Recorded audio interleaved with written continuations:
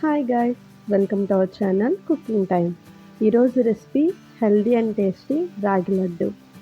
రాగుల్ని ఇంగ్లీష్లో finger millets అంటారండి. మిల్లెట్స్లోనే one of the super food అని చెప్పొచ్చు. Good source of iron, calcium, protein. చిన్నపిల్లల నుంచి పెద్దవాళ్ళ వరకు ఫీడింగ్ మదర్స్ ప్రతి ఒక్కరు తీసుకోవాల్సిన ఫుడ్ అండి. ఇన్ని హెల్త్ బెనిఫిట్స్ ఉన్న రాగి లడ్డూని మనం ఎలా తయారు చేసుకోవాలో ఒకసారి చూసాం. కావాల్సిన ఇంగ్రీడియంట్స్: రాగి పిండి, బెల్లం, కొబ్బరి, నువ్వుల నూనె లేదా నెయ్యి. ప్రాసెస్ ఏంటో మనం ఇప్పుడు చూసేద్దాం. 2 కప్పులు రాగి పిండి,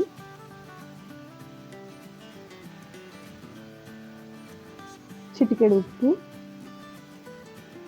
ఉప్పుని రాగి పిండిని బాగా కలిసేలా కలుపుకొని కొద్దిగా నీళ్ళు చల్లుకుంటూ ఒకసారి పిండిని మొత్తం కలుపుకోండి. ఎక్కువ వాటర్ వేయొద్దు, కొద్దిగానే మధ్యలో నీళ్ళు చల్లుకుంటూ కలుపుకోవాలి. ఇక్కడ చూపిస్తున్న విధంగా వచ్చేలాగా మిక్స్ చేసుకుని పెట్టుకోవాలి. మరీ తడిగా కాదు, అలా మరీ పొడిగా కాదండి, ముద్ద అయ్యేలాగా చేసుకోవాలి. ఇప్పుడు ఒక ఇడ్లీ కుక్కర్లోకి కొన్ని వాటర్ వేసుకుని ఇడ్లీ గిన్నె కానీ ఆవిరి కుడుము లేదా వెజిటేబుల్ స్టీమ్ చేసుకునే ప్లేట్ ఏదైనా సరే తీసుకుని మనం కలిపి పెట్టుకున్న రాగి పిండిని ఈవెన్గా స్ప్రెడ్ చేసుకోవాలి. ఈ రాగి లడ్డూని ఇంకొక ప్రాసెస్లో కూడా చేయొచ్చండి. రాగి పిండిని నెయ్యిలో వేయించుకుని కూడా మనం చేసుకోవచ్చు. బట్ ఇలా స్టీమ్ చేసినట్లయితే స్టమక్ పెయిన్ రావడం అలాంటి ప్రాబ్లం ఏమి ఉండదండి. దీనిని మనం 15 to 20 మినిట్స్ స్టీమ్ చేయాలి.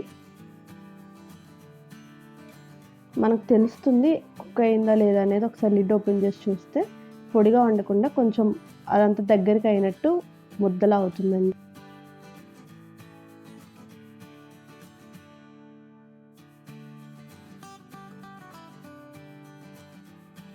రాగిపిండి స్టీమ్ అయ్యే గ్యాప్లో మనం ఒక మిక్సర్ జార్ తీసుకుని 2 కప్పుల రాగిపిండికి 1 కప్పు బెల్లం వేసుకుని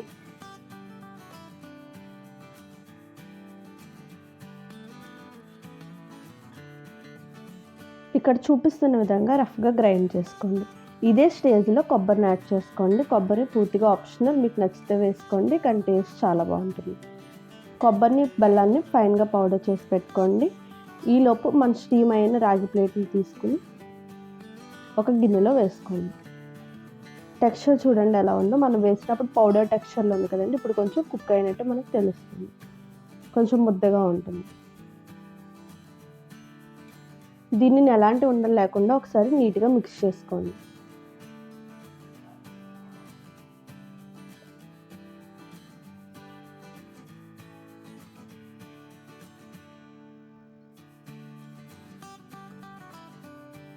ఇప్పుడు మనం గ్రైండ్ చేసి పెట్టుకున్న కొబ్బరి, బెల్లాన్ని యాడ్ చేసుకో.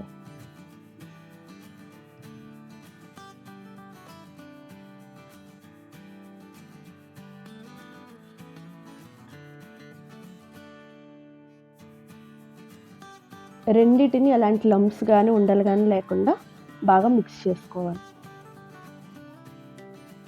లేదు అంటే ఈ రెండింటిని ఒకసారి మిక్సర్ జార్లో వేసుకుని పౌడర్ చేసుకోండి. తినేటప్పుడు నోటికి ఉండలుగా తగిలితే తినడానికి అంత బాగోదండి. కాబట్టి నీట్గా ఉండలు లేకుండా ఒకసారి మిక్స్ చేసుకోండి. ఇప్పుడు నెయ్యి లేదా నువ్వుల నూనెని తీసుకు లడ్డూస్ లాగా చేసుకోండి.